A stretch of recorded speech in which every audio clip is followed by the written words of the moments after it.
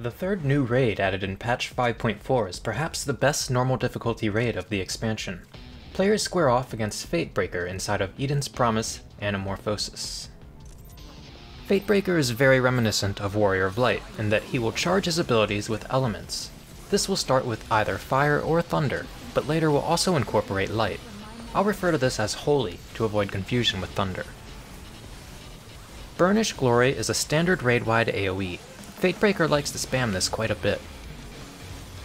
Burnt Strike is the first elementally charged ability Fatebreaker will use. If the Burnt Strike is fire elemental, after the initial column AoE will be a knockback. This can be prevented with arm's length, or you can dodge into the boss's hitbox after the AoE resolves to avoid falling. If Burnt Strike is lightning elemental, after the initial column AoE there will be a wider column AoE in the same orientation. Give yourself some extra distance from Burnt Strike anytime it's lightning charged. Bound of Faith is the next elemental ability in Fatebreaker's repertoire. Bound of Faith will give a player prey, and after a delay will temporarily seize them in a jail. If charged with fire, the bound player will receive a split damage AoE that the party can stack on to resolve.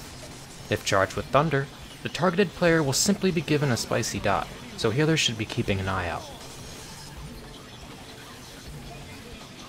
Powder Mark will give the main tank a debuff that will explode in a medium-sized circle AoE when it resolves. It telegraphs early enough that this shouldn't create problems. Turn of the Heavens is the third ability that can be elementally charged. This ability causes 9 circle telegraph AoEs to appear around the arena in clusters of orange and blue. All of these circles are dangerous to stand in, but the element that Turn of the Heavens is charged with will expand at the end of the cast, leaving no safe spot on that side of the arena. If Turn of the Heavens is fire elemental, you will want to be on the blue side of the arena, between the blue circles and well out of range of any orange ones. For Thunder elemental, you would have the opposite approach.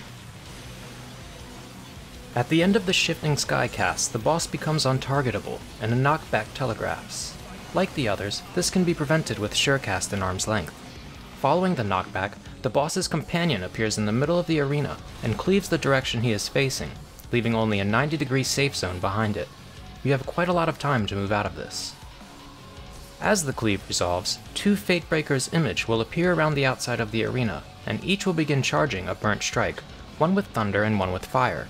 Find them, identify the order the strikes will resolve, and respect the widening thunder delay, unlike myself.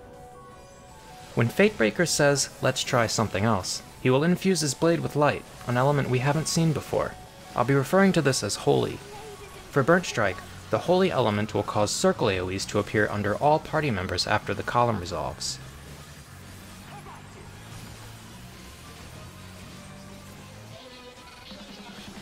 For Bound of Faith, a player will still be jailed, only they will be targeted with an AoE that gives a debuff that explodes when it wears off, dealing raid-wide damage. Make sure no extra players are hit to avoid multiple debuffs wiping the raid. Prismatic Deception will summon 3 Fatebreaker clones around the edge of the arena before the boss disappears.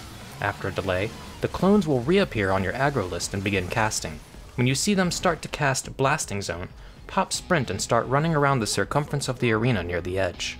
Sooner or later, you will stumble onto the 3 adjacent clones, charging large column AoEs that deal about 1 billion damage per. These are just like Ifrit dashes, only you don't see the AoEs unless you're standing close enough to the clones. Find the safe spot and wait it out.